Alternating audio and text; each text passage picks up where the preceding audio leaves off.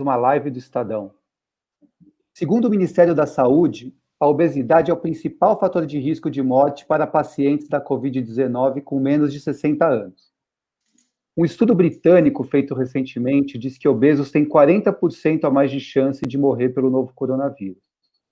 Para entender a relação da obesidade com os casos mais graves da Covid-19, hoje vamos conversar com Manuel Galvão, gastroenterologista que atua nos Estados Unidos, e Eduardo Greco, gastrocirurgião e membro da Sociedade Brasileira de Cirurgia Bariátrica e Metabólica.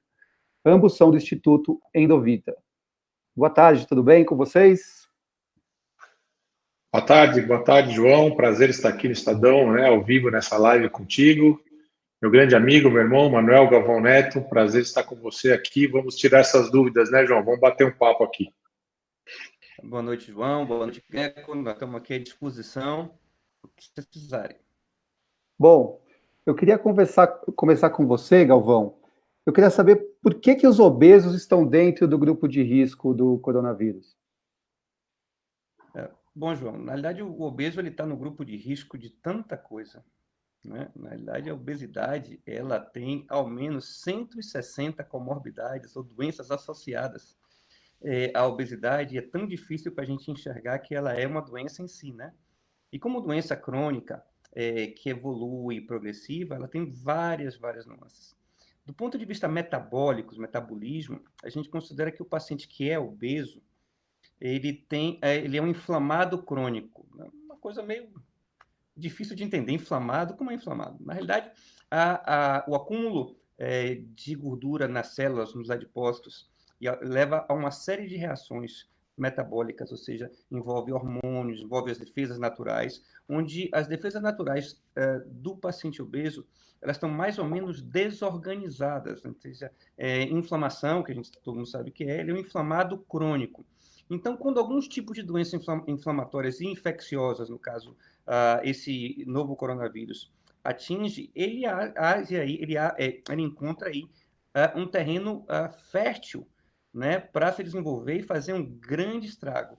Então, o que a gente vê é que as UTIs de Covid, no Brasil, no mundo, afora, então, por exemplo, Nova York, bem recente, quando foi epicentro da crise mesmo, a gente conversava com os colegas que estavam lá, eles falavam 80%, 90% da UTI, João, era composta de pacientes obesos. E que você tem que filtrar isso aí, porque ele não entra com o rótulo de obeso. Ele entra com diabetes, ele entra com hipertensão, ele entra com derrame, ele entra com infarto, mas todos eles relacionados à obesidade. Só que eles em Nova York, principalmente, eles tinham um programa de inteligência artificial para poder, por causa do epicentro, para poder distribuir esses pacientes, e conseguiram rotular muito bem isso aí, é que a obesidade realmente é um fator de risco muito grande para esse novo coronavírus. Eduardo, eu queria saber quando que uma pessoa é considerada obesa? E se complementando aí o meu amigo Galvão, João, que é importante já falar a gente classificar a obesidade. O obeso, essa inflamação vai levar uma supressão da sua imunidade, né? Então ele vai ter uma resistência menor à sua defesa prejudicada. E esse fator de risco foi considerado pela Organização Mundial de Saúde, né? Então o órgão máximo que classificou isso, e o que o Galvão disse do mundo, Estados Unidos, onde ele atua, toda a Europa, que também considerou isso. No Brasil, a gente vê isso. Se você tirar o fator idade da frente, né, acima dos 60 anos, você vê nas UTIs, os pacientes que estiveram lá tinham obesidade e todas essas outras comorbidades. E essa classificação, né, João, de uma maneira, o pessoal que está em casa, uma maneira mais simples para a gente passar esse dado para quem está nos assistindo aí, né? A gente usa o índice de massa corpórea, é uma das maneiras, né? O ideal, claro, é você vai no médico, vai ter uma nutricionista, a gente hoje tem bioimpedância, que a gente fala que são balanças especiais que mede a quantidade de água, por exemplo, que a pessoa tem no corpo, a quantidade de massa magra, massa gorda, mas, em geral, quem está em casa agora aqui precisa saber, será que eu estou obeso? Será que eu preciso procurar uma ajuda, né? A gente tem um índice que é uma conta matemática muito simples, a gente chama de índice de massa corpórea, ou o IMC. Você pega o seu peso que está em casa, por exemplo, você tem 100 quilos, e divide pela sua altura vezes 2, altura ao quadrado. Então, se você tem 1,70 m e pesa 100 quilos, é 100 dividido por 1,70 vezes 1,70. Isso dá um número. Não é um número mágico, né? Mas esse número vai nortear a gente. Então, Até 25, você está dentro do que a gente chama de normalidade. Né? Você está com o seu peso normal, está tudo sem problema, sem nenhuma dificuldade. De 25 até 29,9, a gente considera sobrepeso. Não é considerado obesidade ainda, mas você já está com sobrepeso e daqui a pouco você estará sofrendo os riscos. E se você juntar, por que é bom por isso? Porque se você juntar sobrepeso e obesidade, o Galvão pode falar também depois sobre isso, nós estamos falando de praticamente 75% da população. Porque quando você fala obeso, você diminui um pouco esse número, mas se você põe o sobrepeso, então quem está em casa no sobrepeso, preocupar. Acima de 30, esse número deu mais que 30, já tem obesidade. E aí você tem as classificações de 30 a 34, obeso leve, 35 até 39,9, né, obeso moderado, e acima de 40 já é os casos da obesidade severa, obesidade mórbida. E eu queria saber se quem faz a cirurgia bariátrica, essa pessoa ainda é considerada, está no grupo de obeso por esse processo inflamatório que o Galvão falou, ou não? A cirurgia bariátrica, a pessoa deixa de ter os problemas da obesidade. Isso é importante. Deixa o Galvão complementar, pode ir lá, vai lá. Então, João, se ficar, só voltando um pouquinho do Greco, se ficar ainda complicado de entender se eu estou obeso ou não, quem está nos vendo é porque tem internet, não é isso? Chega na internet lá e bota assim, ó, calcular meu MC. Vai aparecer 500 coisas para fazer com toda a classificação. Então, para ficar, como você pediu, vai ficar bem tranquilão de fazer. Ou seja, só não vai saber quem é obeso ou não, quem não quiser. E o fato da cirurgia bariátrica, João, é interessante. Se a cirurgia bariátrica for eficaz, ou o procedimento endoscópico, ou o tratamento clínico da obesidade for eficaz, e você baixar, né, para um nível de não obesidade, ou até sobrepeso, você vai estar no mesmo grupo de risco de quem não é obeso. Então, o fato de fazer cirurgia bariátrica, se ela for eficaz, como ela normalmente é, o paciente baixa o peso, minimiza o problema da parte inflamatória, e ele está num grupo de risco. Nós estamos fazendo de um paciente que emagreceu bem depois da cirurgia, está com suas taxas controladas, está com os hormônios controlados, está tomando suas vitaminas, está fazendo acompanhamento da equipe multidisciplinar. Esse sim baixou o risco.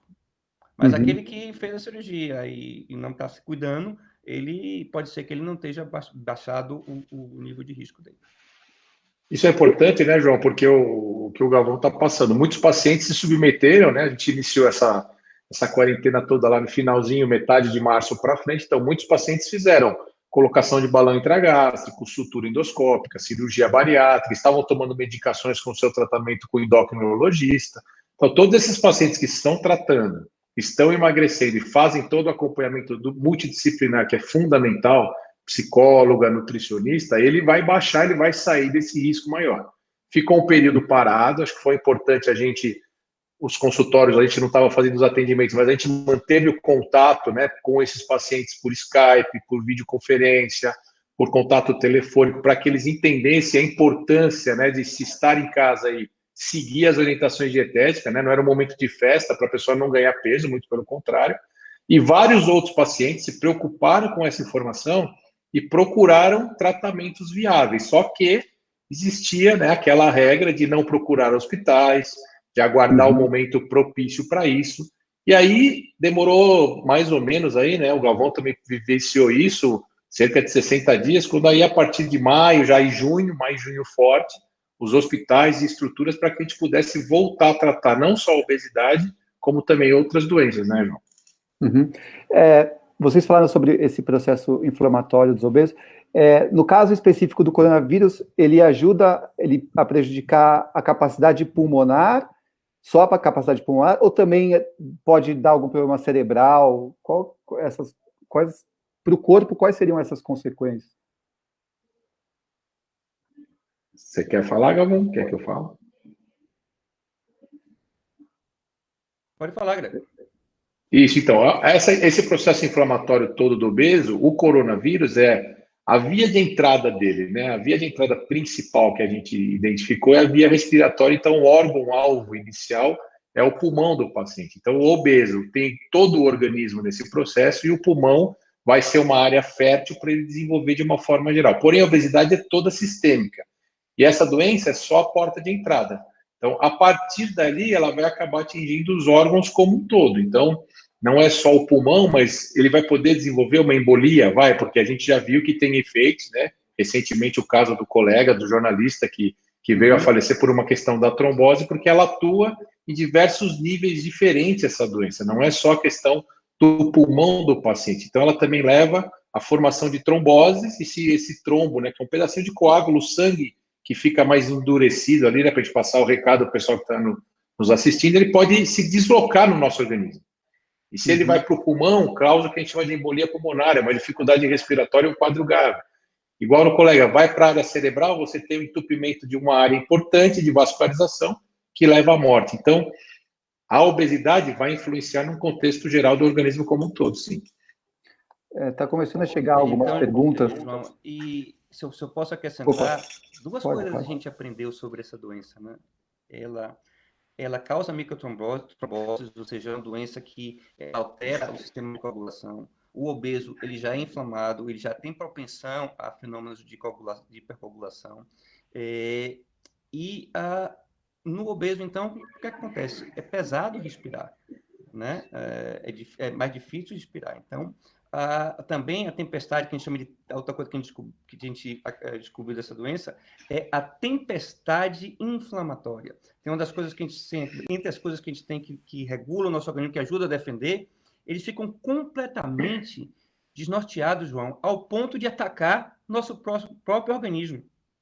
É isso que o vírus faz, ele engana, e o nosso organismo, na intenção, é meio complexo falar, mas bem simples, na intenção de nos defender, nos ataca. E uma doença tão difícil de entender que você vai estar curado dela, do ponto de vista infeccioso, você está bem em casa, e quantos casos a gente já viu de pessoas que estão em casa, daqui a pouco afunda, daqui a pouco piora o pulmão, daqui a pouco tem um derrame, daqui a pouco tem infarto. Então, em Nova York, desculpa voltar aí, porque eles estudaram bem o caso, foi um epicentro, eles viram uma incidência muito grande, assim, fora da curva dos anos anteriores, de derrame em paciente jovem, AVC em paciente jovem, e infarto em paciente fora da faixa etária de bater isso aí. Então, é uma doença que a gente ainda está entendendo. É uma doença, João, que ela é a bomba, como se fosse uma bomba infecciosa perfeita. Primeira doença que ataca a gente dessa maneira, com essa infecciosidade, transmitido pelo ar. Uma conversa. A maioria era por fluido, você tinha que tocar. Era por secreções, urina, fezes, água contaminada, alimento contaminado. João, é uma enfermidade, do ponto de vista médico de pesquisa, assustadora. E aí, né, João, eu vou aproveitar aqui, eu posso aproveitar, né? Eu vou pegar claro. Já tem o pessoal que deve estar em casa lá, né? Pôs o IMC, viu que está obeso. E que nem ele disse, né? O pessoal começa a assustar, e aí a gente tem que, assim, o momento não é de criar mais alarde, mas sim de passar informação. E os sintomas, né? Então, muitos obesos ligavam para a gente preocupados, porque, como ele falou, né? O obeso cansa fácil, né? Então, essa história de o principal momento, o que é o sintoma do coronavírus, né? Principalmente é tosse, dor de cabeça, dor muscular, perda do olfato, né? A pessoa não sente o gosto, não está sentindo o cheiro dos alimentos, e isso é o quadro leve. E o que é pior, né, da doença? Quando a pessoa vai precisar se preocupar, e aí o obeso tem que ficar extremamente alerta em relação a isso, vai ser febre, começar a aparecer febre no seu organismo, e falta de ar. E aí, para o obeso, foi importante, porque muitos pacientes ligavam. Mas não é a falta de ar ou o cansaço, porque o obeso, se ele andar uma escada, um degrau, a própria movimentação, ele sente um pouco de cansaço. Então, cansou. Mas esse cansaço melhora, isso passa, isso não é coronavírus, isso não é falta de ar de coronavírus. A falta de ar é aquela falta de ar que vem e a pessoa tem realmente uma dificuldade respiratória e isso não melhora. Eu caminhei, sentei e melhorei. Não, caminhei, sentei, minha falta de ar não melhora. Aí é o momento de procurar um ambiente hospitalar, e isso aqui é outra história. Não pode ter medo de ir para o hospital, né? Então, não é para ir ao hospital sem necessidade, mas febre persistente e esse tipo de falta de ar, buscar um atendimento médico para iniciar o tratamento adequado. Então, começando a chegar algumas perguntas aqui do pessoal que está acompanhando a nossa live. A Marina Marim, ela diz assim, vi que o senhor, acho que o senhor está falando com o Eduardo, é um dos criadores da cirurgia de redução de estômago por endoscopia. Ela é mais segura? Como é que funciona? Ela aqui está citando, somos ambos, porque quem desenvolveu a técnica e teve a ideia foi o Galvão Neto, e eu aprendi com esse moço aí, viu, João? O Ah, Galvão que desenvolveu a técnica da sutura endoscópica, que é um método de endoscopia. Eu fui treinado e eu trouxe esse método para o Brasil junto com o Galvão na Faculdade de Medicina do ABC. Nós fizemos todos os protocolos e nós treinamos os médicos brasileiros, e hoje já é uma realidade no nosso país desde 2016. Mas aí acho que o Galvão pode falar exatamente que é uma técnica de sutura. A gente remodela o desenho gástrico para que o paciente venha perder peso, uma modalidade não cirúrgica, que não se compara à cirurgia, tem uma perda de peso em torno de 20%, 25% do peso total, e como a gente disse, né, o paciente com 100 quilos vai para uma casa de 75, 80 quilos com um método endoscópico seguro, eficaz, que foi desenvolvido pelo próprio Galvão Neto, que está aí na sua frente. Galvão, aí é com você, é sua cria. Não, você já falou de mim mais do que eu gosto de falar. Tá tudo tranquilo. É isso aí, João. A obesidade, né? Se você me permite voltar a esse ponto, porque eu acho que é bom sempre bater. A gente não foi criado, nem como médico, nem você como jornalista, nem quem está em casa, a identificar isso como doença, né? É um desvio da vontade, porque eu como demais, e na realidade ela é uma doença. É a doença mais prevalente na humanidade hoje em dia. Ela é progressiva, crônica e não tem cura. Ela tem controle. Então, em todas as fases da doença, deve ter um tratamento, como na diabetes. Cada fase da diabetes, né? Tirando a diabetes tipo 1, a diabetes tipo 2, você começa tomando um remédio, aí piora, toma 2, depois toma 3, cai na insulina. Não é culpa do paciente, a doença que evoluiu.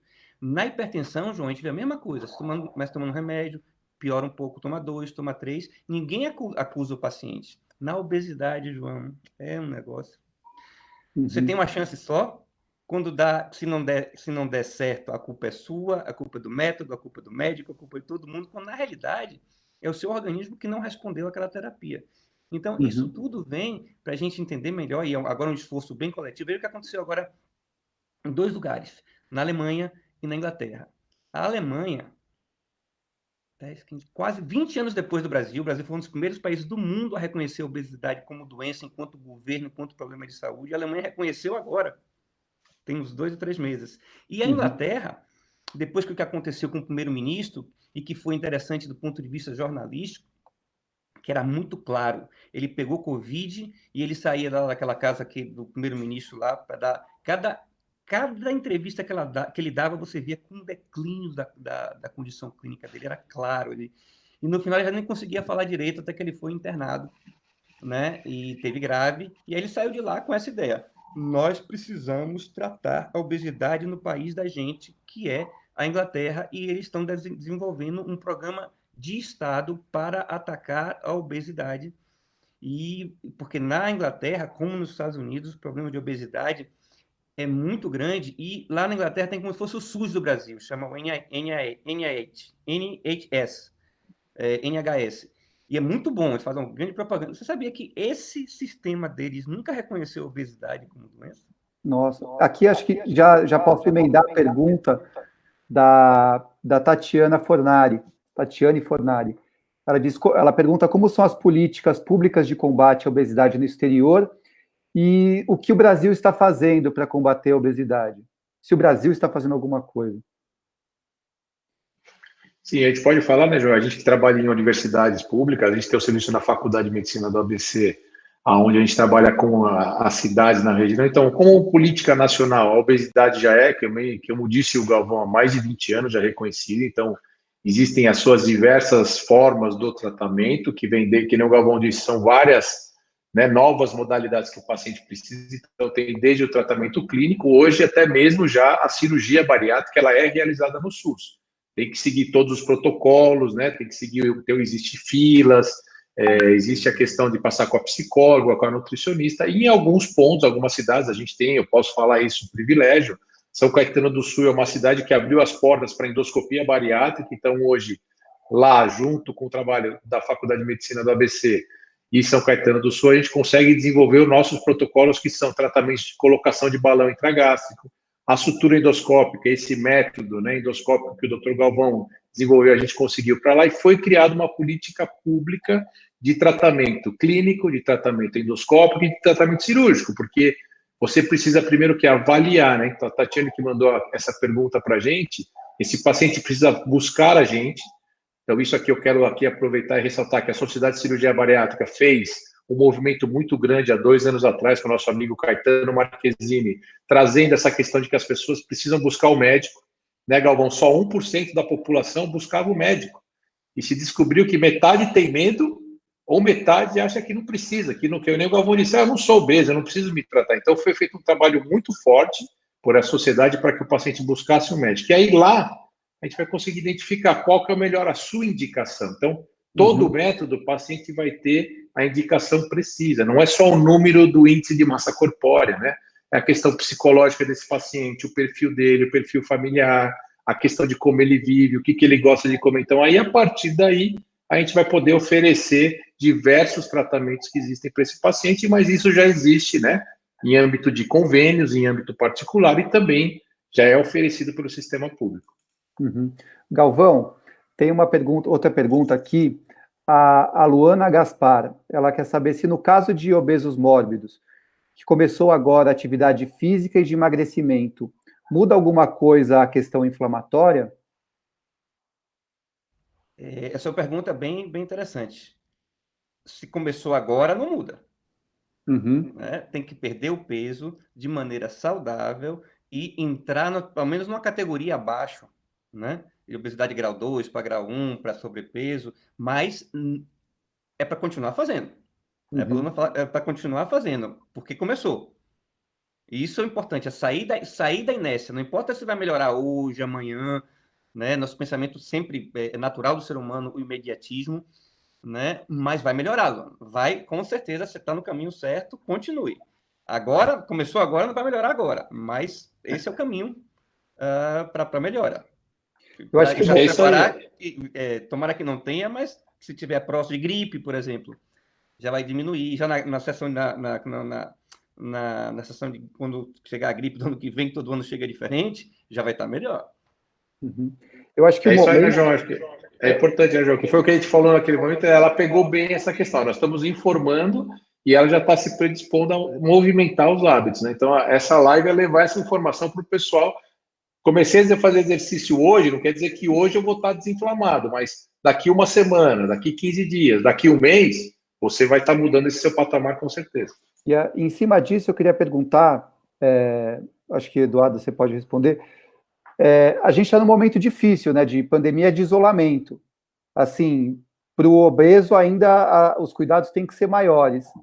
E nesse momento de isolamento, também já tem alguns estudos de que aumenta o caso de má alimentação, da pessoa se movimentar menos, ficar mais tempo na frente da televisão, no celular. Assim, como que o obeso, ou qualquer um, né? Acho que também isso é para o obeso, mas também vale para qualquer um. Como, assim, manter o isolamento e ter e realizar mais atividades físicas? Como que... De que maneira ele pode fazer isso?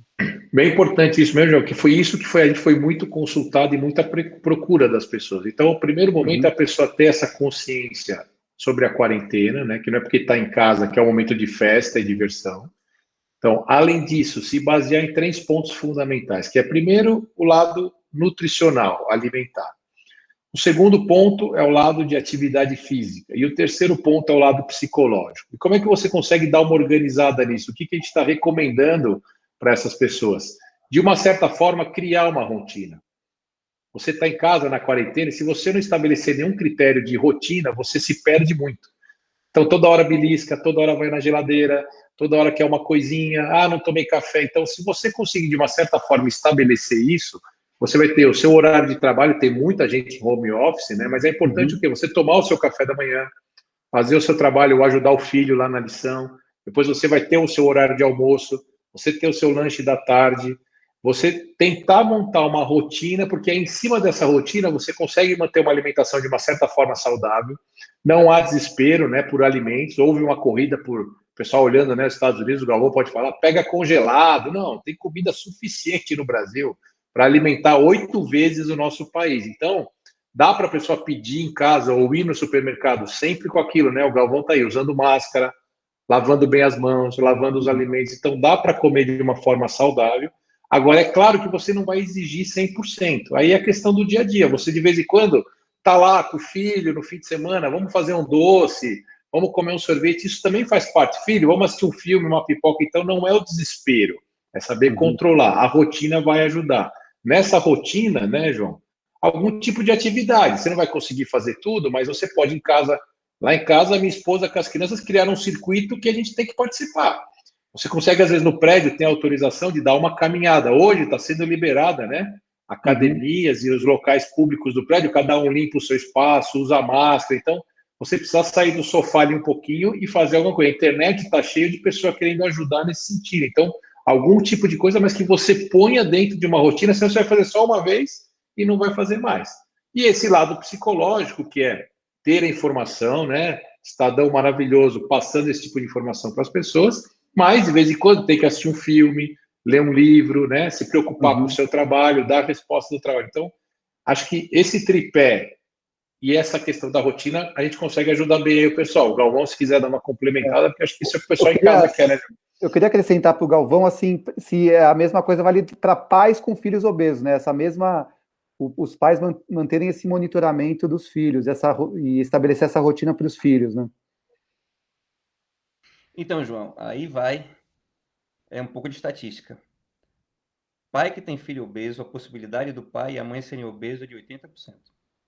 Do filho, então, né? A família, mais que tudo, tem que entrar no enquadramento que o Greco falou para gente e saber disso, né? Eu tenho que tratar todo mundo. Na realidade, eu tenho que, se para quem não é uma família obesa, e a gente sempre fala isso, a família é obesa, porque a maioria da família são obesas. Então a gente tem que entender que tem o problema e atacar o problema de maneira e que nós, infelizmente, João, nesse caso não tem como ser isolado. Ou o pai dá o exemplo, ou não vai seguir.